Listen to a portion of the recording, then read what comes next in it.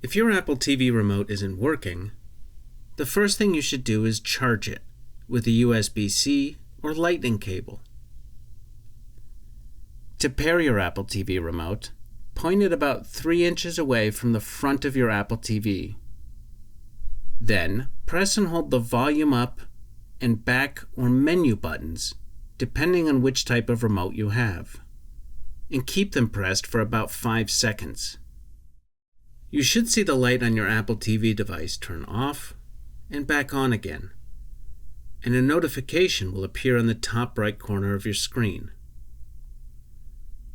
Then, place your remote near your Apple TV device and press any button to reconnect it. If your remote doesn't pair, you can also try resetting it. To do this, press and hold the TV and volume down buttons on your remote for about 10 seconds.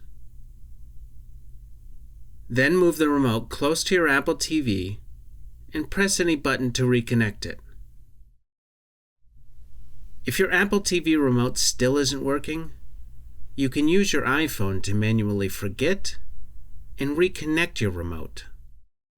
To do this, swipe down from the top right corner of your screen and select the remote icon.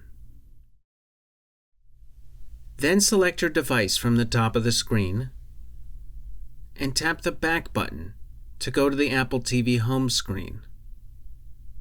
Next, scroll down and select Settings. Then, go to Remotes and Devices, Remote, and select Forget this remote. Finally, select Forget this remote to confirm. Once your remote has been disconnected, press the volume up and back or menu buttons to reconnect it.